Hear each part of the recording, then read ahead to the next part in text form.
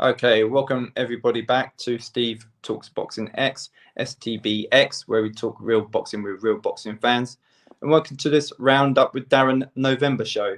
In this show, we're going to be talking about the past highlights in boxing in November. And of course, joining me is Darren from Sir Chatterlock Boxing YouTube channel. Welcome back, Darren.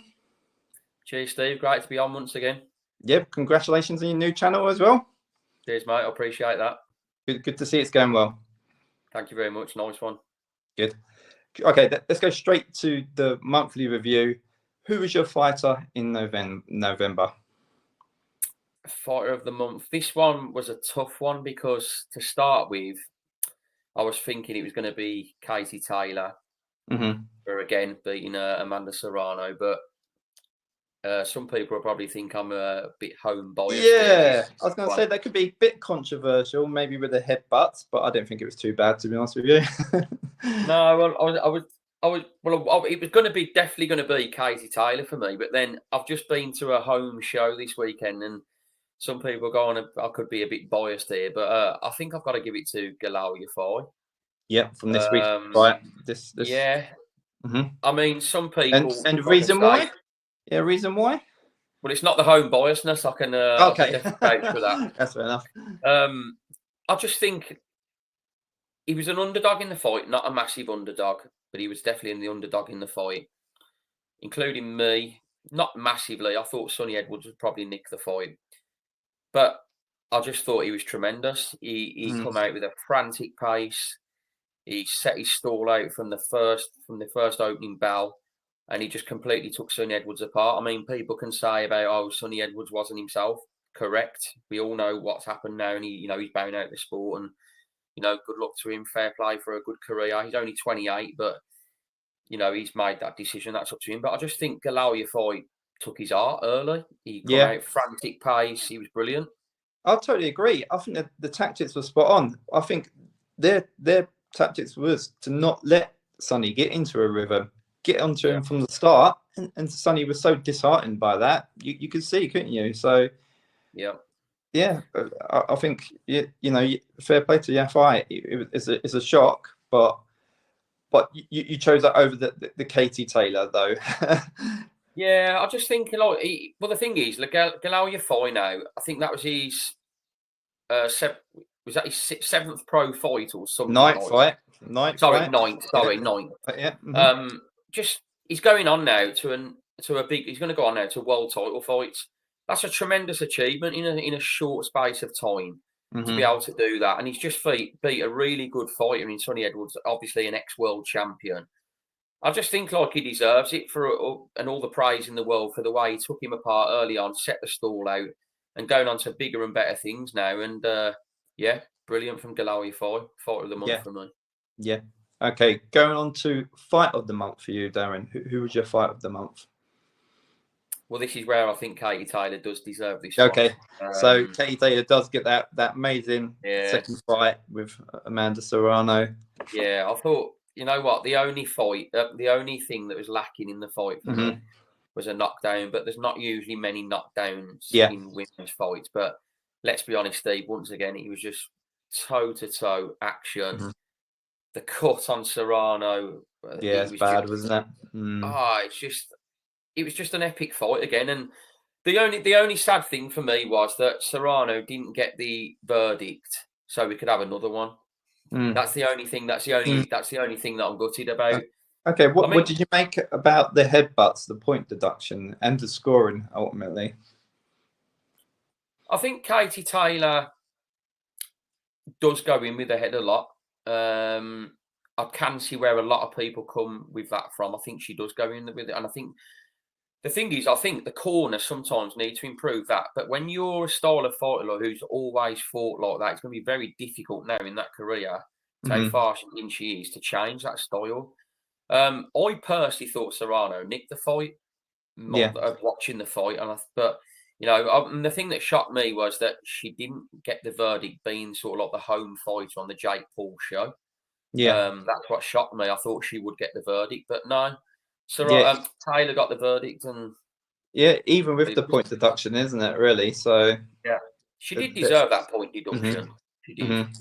Yeah, Yeah, and obviously coming to work on Monday, everyone was talking about Paul versus Tyson. Not many people were talking about obviously Katie Taylor, Amanda Serrano, which was just disappointing for me because that certainly stole the show, and that was a real good fight, wasn't it? So the shame for me was it's a bit disappointing. The show it was on a grand stage, massive crowd, outdoor arena, and you are right. Like for where it was, that fight then deserved to have a brilliant main event rolling onto it.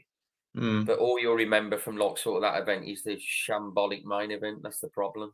Okay, we may be getting onto that a bit in the next couple of questions. Yeah. We shall see. Who was your promoter of the month and why? I think I'm usually in Frank Warren's good books. Yeah, we normally call you Frank. Yeah, go on, hit me with it, Frank. So I'm gonna go Eddie Earn with this one. I think. And look at this picture I found. This is Eddie shocked that you chose him. Yeah, that's a great picture. I don't think he's looking like that now with these the month he's had. Why Eddie? I think the show he put on in Birmingham recently was a very good card. Obviously, he's got Galal Yafai now that's going on to be a world. Well, he's not going on to be a world champion. Going to fight for world titles, but I believe he will. He will be one day. And then I think obviously he had Katie Taylor again, who won, and beat Amanda Serrano again. I think not just to make a change from Frank Warren, but I think Eddie's on a bit of a high at the moment with that card he's just done, and Katie Taylor winning. I mean, did you see how happy he was and hysterical he was when Katie Taylor got that win? Yeah, that's what. Well, you can't knock his passion there, can you? Really? So absolutely not. I mean, they were trying to stop him from being part of her team and everything in the ring, and then just go back. And then fair play to Taylor and her team saying, no, he will be with us. Like, I mean, he's the promoter, so fair play to him. He does back his fight as well, and he deserves the promoter of the month for me. And it's not just a change from Frank, but Eddie deserves it. Yeah, Frank won't be happy with you this month, I don't think. So I hope he's not watching this one. So I'm me. yeah, Andrew. Okay, moving on to I know we mentioned this a bit earlier. I think I gave away a bit of a clue. What was your boxing controversy of the month? Well, there's been a few things recently with my favourite, the scorecards, but we'll come a little bit onto that after. But the big debate was Jake Paul and Mike Tyson scripted? This one. Yeah, I mean, I'll tell you my opinion, and I'll go on. See whether you agree with it. Yeah, my opinion is it wasn't scripted. I just feel that Jake Paul knew exactly what he was doing by fighting the Mike Tyson name. He's 58 years of age. He's got nothing left. He's a legend of the sport, so it sells the show with Jake Paul. And he come out, and after a couple of rounds, he realised what Mike Tyson had, which was barely anything left. Realised he could coast through an easy night. Let's not go in too much with a possible chance of maybe getting caught. And I just think he coasted through the fight. And he even said after, I didn't really want to knock him out. That, for me, isn't scripted. It's just a BS fight that really didn't need to happen. Yeah. And he's earned a big payday from it. I mean, what's your opinion on that? I tend to agree. People are saying that he was, pulling punches. But you're right. He didn't want to ultimately knock Mike Tyson out. He knew he had him beat. Like I said, from the round one, Tyson was very flat-footed, just sort of walking around the ring, even if you can call that really plodding, I would say. So I don't think it was scripted at all. I just think Paul knew what he had to do for the payday. He wanted to go enough to win the fight, but obviously, and ultimately, he didn't want to hurt Tyson at the same time.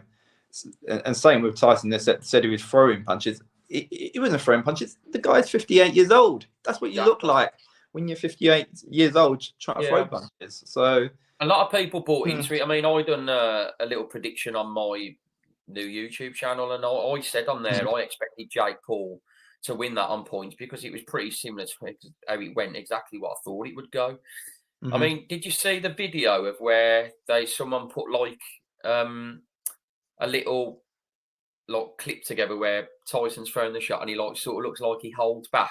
Yeah. Them videos can, like, anyone can come up with them videos where it looks that way, you know, Mhm. for the Yeah. views and that. But it wasn't anything like that for me. Jake Paul, No. brilliant businessman, knows exactly what he's doing. Hats off to him for that. He's really, really good, but he knows exactly what he's doing. And then he goes for the big names next. Mhm. Your Frotches, your Bellews. He gets them all involved deliberately, calls them out. Then he calls out about fighting Better Behave. He knows exactly Yeah. what he's doing. He does it for clout. Get the names involved, Mhm. makes his profile bigger.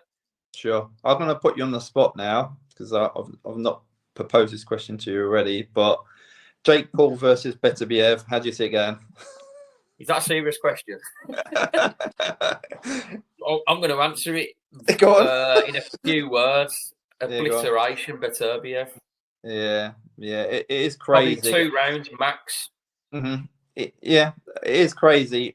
Calling out all sorts. Canelo, Tony Bellew. Yeah, I don't know where he came from. He turned up obviously at the press conference out of nowhere. So, I but think he was paid by Paddy Power. it was. I think it was I sponsored, think he wasn't was. it? I think I think it's Yeah. sponsored. But it is crazy. These fights, if they are going to be made, it's obviously just people's retirement funds, money spinners. Is it doing the sport any harm? Probably not, because you got to look at the viewing figures for Netflix, their venture. The viewing figures were outstanding. The gate numbers were massive as well. That's my opinion. Well, the thing is, Steve, right? I stayed up for that fight. Well, the show. Watched the other fights on the card, particularly Tyler Serrano too. Loved it, and then we went on to the rubbish main event. Mm-hmm. I didn't particularly like that event, but it sold, like you said. And the one thing you can say is I hate misfits boxing, but it Mm-hmm. sells, and it sells very well. And then you've got like Darren Till and Tommy Fury coming up. That will sell Yes. very well. Mm-hmm. I don't like it, and I'm very vocal. I don't like it, but it sells, and you can't deny that. And the problem you've got is some of the cards that we as hardcore boxing fans absolutely love. Some of them don't sell to the casuals, and that's where you've got to bridge the gap in boxing Mm-hmm. to where Misfits sells to a sort of audience of what people say younger people for the social media aspect. But that's sometimes where boxing's got to improve, and possibly boxers themselves start self-promoting a little bit on social media. Yeah, of course. I get they pay promoters, your Eddie Earns, your Frank Warrens, Ben Shalom's, your GBMs, and all that easily. But they can only do so much when they've got so many people on the roster. Sometimes you've got to sell yourself. I mean, the one thing I'd say, if I was a boxer, I feel I'm confident enough I could sell myself a little bit to get people interested in a fight. And that's where the difference is with misfits to things like normal boxing and bridging the gap between hardcore and your casual fans. Yeah, I totally agree. If these boxers went down the same route as these YouTubers, they got millions of followers. It's engagement. It's getting people interested in themselves as a person, as a fighter. You do that, you sell tickets, you sell pay-per-views. Simple as that. You create your own fan base, don't you? Really. So yeah, definitely. And earn money. But yeah, I totally agree. Social media for boxing is massive, and like I said, a lot of boxers and fighters can learn from that. And a lot of them are obviously trying to, obviously when they call people out on social media as well. So, but you're definitely right on that. Moving on to next month. This month, December. What fights are you looking forward to the most in December? With that pretty obvious one. Well, we will come to that. But speaking of where you get your fans between bridging the gap between your hardcores and your casuals, I feel like this is probably more of a hardcore boxing fans card this weekend, and I'm really, really looking forward to it. Denzel Bentley versus Brad Pauls. Great fight, really yeah. Good fight. Yeah, I think Noakes versus Walsh is a good fight on the card. It'd be interesting to see how Lawrence Okoli gets on for his first step up to heavyweight. Yeah. And then we've got Dykers versus Adelaide, which we've been waiting an absolute year for to finally get on. So that'd be interesting. Eventually got round to it. This fight, everyone, Darren's talking about is the Magnificent Seven on Saturday, and it's at the Wembley Arena as well. So, but yeah, it's a great matchups, isn't it? Frank's done it again, isn't he? Really, all good domestic fighters there. Good little bill. like you said, it'd be interesting to see how Okoli, obviously he's made the change over to Queensbury as well now, isn't he? So the Queensbury fighters. Yeah, I'm interested to see. Hopefully, he entertains us a little bit more than what he did at Cruiser, because taking nothing away from him, got nothing but respect for what he does in the ring, but sometimes he hasn't always been a great watch with like his style of the way, like the holding and stuff. Yeah. Maybe he'd be a different animal at heavyweight. I mean, there's no doubt in his power. He's got massive power, but it'd be nice to see him at heavyweight put that more into where he can finally excel in that division type of thing. Yeah, and there's some great fights to be made. Frank Warren's got a good stable of heavyweight, so there's some great matchups I'm thinking of already. Whack him in with Wardley or someone like that. So I think that could be the plan. Like in the future, something like that. I mean, Wardley's the British. This is for the English. I think there's some great potential matchups down the line. And then after this card, we obviously go on to the 14th. We've got like Natasha Jonas again, which is a boxer show. Yeah, always good to see. Yeah, good to see her back. Yeah, definitely. It seems like it's been a bit of time since we've seen Natasha. I'm trying to think what else we've got, and then we've got what else? What else fight have we got? Well, I was trying to. I haven't forgot that one. Don't worry. I was trying to think before that one. Yeah, then you're right. And then we move on to the big one. I mean, it's not just the Usyk Fury too. I mean, big shout out to Turkey for the promo as well. By the way, I thought it was fantastic. Oh, absolutely brilliant! That trailer. The trailer is awesome. I don't know who thinks of these ideas to do this sort of stuff, but it's brilliant. Absolutely brilliant. Yeah, I mean, that's enough to get you excited for the fight. And then on that card as well, we've got some intriguing ones. I mean, not that I particularly like it, but we've got Johnny Fisher, Dave Allen. Really?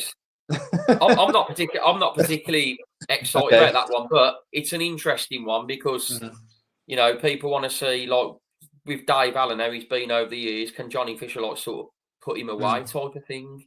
Should really. He should do, yeah. I actually like the Lee McGregor Isaac Lowe fight on that card as well. I think that'll be a pretty good one.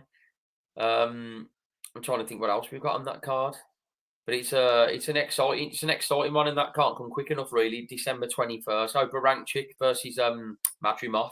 Yeah, that's a cracking fight. If you ask me, that's probably one of the fight of the nights under Usyk Fury, if you ask me. So that's a cracking fight. That should be a really good watch. Yeah. Sure. Yeah.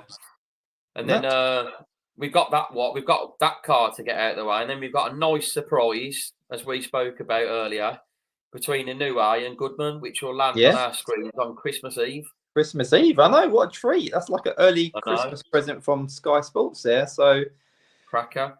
Yeah, so literally cracker. Was that a pun intended? Was it? Yeah, well, no, it wasn't, but I'll take that one. You take that, yeah. No, it's a strong end to the year, isn't it, for boxing? Very good month. Yeah, very good for boxing. It's a good one to look forward to. Looking forward to your thoughts on December.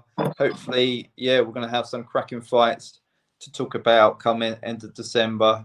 A bit of a review there, but yeah. That's pretty much it for the show. Appreciate your time, Darren. Obviously, no problem, mate. Yeah, appreciate it. Support the channel best you can, as normal, with likes, comments, and subscriptions. See if you agree with Darren's verdicts there, and enjoy the fights. Cheers, mate.